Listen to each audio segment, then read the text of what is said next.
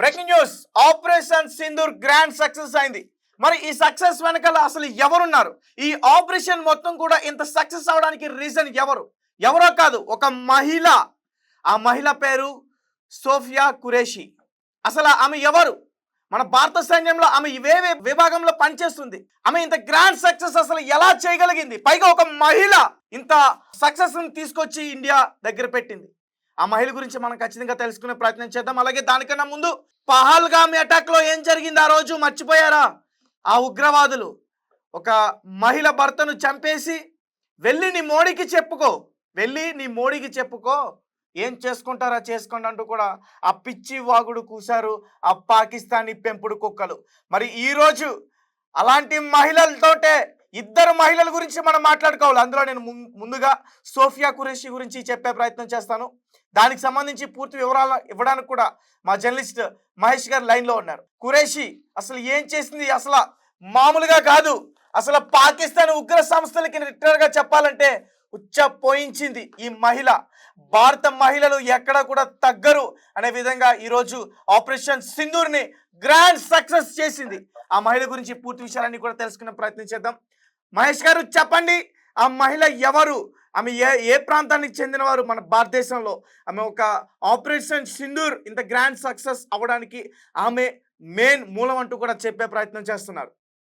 జమ్మూ కాశ్మీర్ లో పహల్గామ్ లో ఉగ్రదాడికి బదులుగా భారత army, air force and navy, భారతదేశ బలగాలు సంయుక్తంగా ఈ ఆపరేషన్ సింధూర్ చేపట్టడం జరిగింది. అలానే పాకిస్తాన్ ఆక్రమిత పిఓకే కాశ్మీర్ ఇలా ఉగ్ర శిబిరాలపై మెరుపు దాడులు జరిపి సుమారు 30 మందికి పైగా మన సైన్యం వాళ్ళని హతమార్చడం జరిగింది. ఈ క్రమంలో దీనిపై నిర్వహించిన మీడియా సమావేశంలో భారత సైన్యంలో ఉన్నత స్థాయి మహిళా అధికారులు పాల్గొన్నారు. వీళ్ళలో కర్నల్ సోఫియా ఖురేషీ, ఆమె ఇండియన్ ఆర్మీకి సంబంధించిన అలానే వింగ్ కమాండర్ వ్యోమికా సింగ్, ఏమో ఎయిర్ ఫోర్స్ కి సంబంధించిన వీళ్ళిద్దరూ కలిసి సంయుక్తంగా ప్రెస్ కాన్ఫరెన్స్ లో మాట్లాడటం జరిగింది. దీంతో కర్నల్ సోఫియా ఖురేషీ ఎవరని అంత జోరుగా చర్చ సాగుతుంది.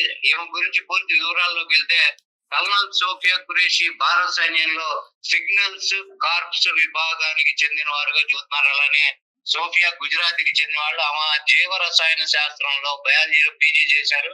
అలాగే సోఫియా భర్త మెకనైజ్డ్ ఇన్ఫాంట్రీ విభాగంలో అధికారిగా ఉండగా ఆమె తాత కూడా మన భారత సైన్యంలో పనిచేశారు. అంటే సోఫియా ఫ్యామిలీ మొత్తం కూడా భారతదేశ సైన్యంలో పనిచేస్తున్న వాళ్ళే.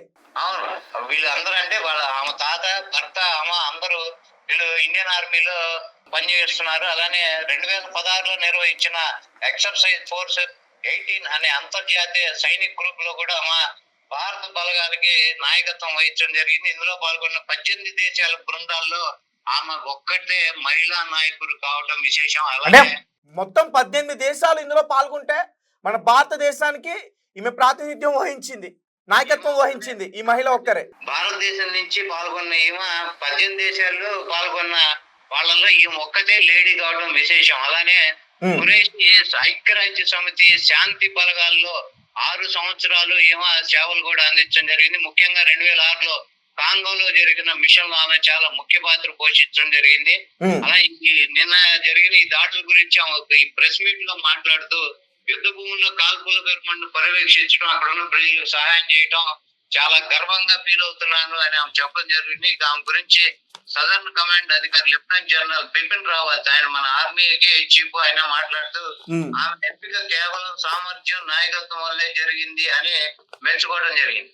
లెఫ్టినెంట్ సదర్ కమాండ్ బిపిన్ రావత్, మన వింగ్ కమాండర్ వ్యోమికా సింగ్ కూడా ఈ ప్రెస్ మీట్ లో మాట్లాడడం జరిగింది. ఆమె మాట్లాడుతూ ఆపరేషన్ సింధూర్ విజయవంతం కావడానికి భారత వాయుసేన అంటే ఎయిర్ ఫోర్స్ ఎలా సహకరించిందో వివరించారు. ముఖ్యంగా aerial support, surveillance, target coordination, అంటే ఏదైతే మనం టార్గెట్ ని ఏం చేసి మనం దాన్ని కొట్టడం జరిగిందో ఆ కోఆర్డినేషన్ అది అద్భుతంగా వాళ్ళ సపోర్ట్ వల్లే ఇది సాధ్యపడింది అని స్పష్టంగా వివరించడం జరిగింది. అయితే ఇద్దరు మహిళా అధికారులు ఈ కీలక ఆపరేషన్ లో పాల్గొనడం బట్టి భారత సైన్యంలో మహిళల పాత్ర ఎంత పెరిగింది అనేది మనకి స్పష్టం అవుతుంది. అలానే ఆడ మగ అనేది స్త్రీ పురుష భేదం లేకుండా ప్రాధాన్యత, లింగ భేదం లేకుండా ప్రాధాన్యత ఇవ్వడానికి, అలానే ఆడవారి సామర్థ్యాన్ని కూడా మనం ఏ రకంగా మనం ప్రాధాన్యత ఇస్తాము అలానే భారత సైన్యంలో మరోసారి నిరూపించడం జరిగింది. ఇది కాకుండా ఇలా అనుకోవచ్చా మహేష్ గారు, మోదీ ఆ రోజు పహల్గామ్ అటాక్ లో జరిగినప్పుడు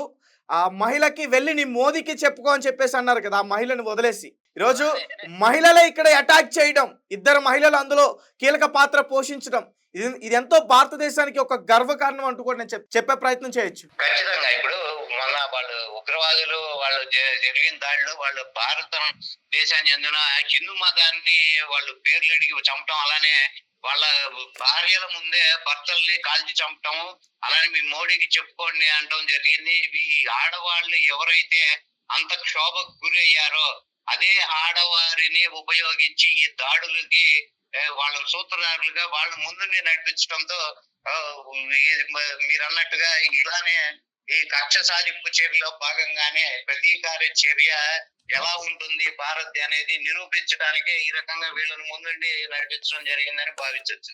రైట్, నాకైతే చాలా సంతోషంగా ఉంది. ఈరోజు ఇద్దరు మహిళలు భారతదేశ యొక్క ప్రఖ్యాతన ఏంటో వాళ్ళు చూపించడం జరిగింది.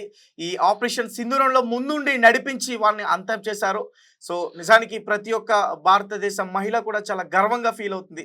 మహిళలు ఏమాత్రం తక్కువ కాదు, ఎక్కడ కూడా తగ్గేదేలే. నిన్న జరిగిన ఈ దాడిలో మనకి మెయిన్ ఎవరైతే గతంలో 99లో మన భారతదేశంలో బందీగా ఉండి కందహార్ లో జరిగిన ఫ్లైట్ హైజాక్ లో భాగంగా భారతదేశాన్ని చెర నుంచి విడిపించుకొని వాడిని తీసుకెళ్ళడం జరిగింది. జైషే మహమ్మద్ చీఫ్ మసూద్ అజార్, అతనికి సంబంధించిన ఇంటిని కూడా పేల్చివేయడం జరిగిందని మనకి విశ్వసనీయంగా తెలుస్తుంది. దానిలో భాగంగానే ఆ ఇంట్లో ఉన్న అతని ఫ్యామిలీకి సంబంధించిన ఒక 10 మంది వరకు హతమైపోయారు అనేది కూడా తెలుస్తుంది. అలాగే అతను ఇక్కడ ఉన్నాడా లేదా అనేది మాత్రం ఇంతవరకు అది స్పష్టంగా ఒక పక్క చనిపోయాడనే వార్త వస్తుంది, కానీ పాకిస్తాన్ మీడియా కూడా దాన్ని కప్పిపుచ్చే ప్రయత్నం చేస్తుంది. అయితే తనకి సంబంధించిన ఎక్కడైతే వాళ్ళకి ట్రైనింగ్ ఇస్తాడో ఆ సంస్థను కూడా మన ఇండియన్ ఆర్మీ టార్గెట్ చేసి వాటిని కూడా మొత్తం కూడా హతం చేసిందంటూ కూడా చెప్తున్నారు, మట్టి పెట్టిందంటూ కూడా చెప్తున్నారు. అవును, అతని ఇంటితో పాటు అతను ఎవరైతే ఈ మిలిటరీ ట్రైనింగ్ లాగా అతను ఈ ఉగ్రవాదులకు శిక్షణ ఇస్తాడో ఆ ప్రదేశం కూడా మొత్తం నేలమట్టం చేసి మొత్తం దాన్ని మిసైల్ తో ధ్వంసం చేయడం జరిగింది. Right, thank you so much Mahesh గారు. సో గాయస్ చూసారు కదా, భారతదేశ మహిళను ఆ రోజు వాళ్ళు కించపరిచి వెళ్ళి నీ మోదీకి చెప్పుకో అంటూ కూడా వదిలేయడం జరిగింది. వాళ్ళ భర్తను చంపేసి వాళ్ళ నుదుటను ఉన్న ఆ సింధూరాన్ని చెరిపేశారు వాళ్ళు. అదే సింధూరం పేరుతో ఈరోజు మోదీ గారు ఒక ఆపరేషన్ చేపట్టారు, అది ఇద్దరు మహిళలతో. వాళ్ళు నిజానికి 9 స్థావరాల్ని కుక్కని కాల్చినట్టు కాల్చి వాళ్ళందరినీ కూడా చంపేయడం జరిగింది. అక్కడ పారిపోతున్నారు. ఆ పాకిస్తాన్ పిఓకేలో ఎవరైతే ఉన్నారో వాళ్ళందరూ కూడా అక్కడి నుంచి పారిపోతున్నారు. పైగా ఈ ఆర్మీ చీఫ్, ఈ డిఫెన్స్ మినిస్టర్ మాత్రం పిచ్చి కబుర్లు చెప్తున్నారు, మా వాళ్ళు ఎక్కడ తగ్గేదేలే, మీ ప్లేన్స్ 3 పడగొట్టామని చెప్పేసి. ఒకసారి ఈ కల్నల్ సోఫియా గురించి ఒకసారి మళ్ళీ నేను చెప్పే ప్రయత్నం చేస్తా. ఆమె ప్రస్తుతం మన భారతదేశ సైనిక విభాగంలో సిగ్నల్ కార్ప్స్ లో ఆమె ఆఫీసర్గా ఉన్నారు. అలాగే ఈమె గుజరాత్ ప్రాంతానికి చెందింది. అలాగే ఈమె బయోకెమిస్ట్రీలో పీజీ చేశారు. అలాగే సోఫియా భర్త ఎవరైతే ఉన్నారో ఆయన కూడా మెకనైజ్డ్ ఇన్ఫాంట్రీ అనే ఒక సైనిక దళంలోనే ఆయన కూడా ఆఫీసర్గా ఉన్నారు. అలాగే ముఖ్యంగా ఈ సోఫియా 2016 ఎక్సైజ్ ఫోర్స్లో మొత్తం 18 దేశాలు పాల్గొంటే ఇంటర్నేషనల్లీ సైనిక విభాగానికి మన భారతదేశం వైపు నాయకత్వం వహించింది, ఆమె ముందుండు నడిపించిందంటూ కూడా చెప్తున్నారు. అండ్ ఈరోజు జరిగిన ప్రెస్ మీట్లో ప్రతి ఒక్కరు కూడా సోఫియా గురించి మాట్లాడుతున్నారు. ఆమె వల్లే ఇది సాధ్యమైంది, ఆమె సామర్థ్యం వల్లే ఇది సాధ్యమైందంటూ కూడా ప్రతి ఒక్కరు కూడా పొగిడే ప్రయత్నం చేస్తున్నారు. అందులో మరీ ముఖ్యంగా లెఫ్టినెంట్ జనరల్ బిపిఎన్ రవత్ ఆయన కూడా ఆ మహిళను పొగడడం జరిగింది. సో అర్థమవుతుంది వాళ్ళు పొగుడుతుంటేనే ఆమె ఎంత కీలకంగా ఈ ఆపరేషన్ సింధూరంలో ఆమె వ్యవహరించిన తీరు మొత్తం కూడా అర్థమవుతుంది. నిజానికి నాకు చాలా గర్వంగా ఉంది. ఒక భారతదేశానికి సంబంధించిన ఒక మహిళ ఈరోజు 9 ఉగ్రవాద సంస్థల్ని 9 ఉగ్రవాద స్థావరాల్ని ఈరోజు అంతం చేసిందంటే ఇది చిన్న విషయం కాదు. మనం సెలబ్రేట్ మామూలుగా చేసుకోకూడదు, చాలా పెద్ద ఎత్తున చేసుకోవాలి. అలాగే హ్యాపీ దివాళీ పాకిస్తాన్ ప్రజలందరికీ కూడా, ఎందుకంటే మీ అందరూ కూడా మీ ఏడుపులు వినిపిస్తున్నాయి. ఈ మే 7 మొత్తం మీ జీవితాంత కాలం కూడా గుర్తుంటుంది. మీరు ఏడుస్తూనే ఉంటారు, ఈ ఏడును తలుచుకుంటే మీరు జీవితాంతం ఏడుస్తూనే ఉంటారు. ఎందుకంటే మా భారతదేశంలో ఏ పాపం తెలియని ఆ భారతీయ పౌరుల్ని మీ పాకిస్తానీ పెంపుడు కుక్కలు ఏ రకంగా చంపించారో మేము ఇంకా మర్చిపోలేదు. అండ్ ఇంకొకటి, అలాగే మన కమాండర్స్ కూడా ట్వీట్స్ చేస్తున్నారు, ఇది ప్రారంభం మాత్రమే. అంటే ఒక సినిమాకి ముందు రిలీజ్ అవుతుంది టీజర్, ట్రైలర్, అలాంటిది మాత్రమే. ముందుంది సినిమా, పాకిస్తాన్కి ఆర్మీకి పాకిస్తాన్ ఉగ్ర సంస్థకి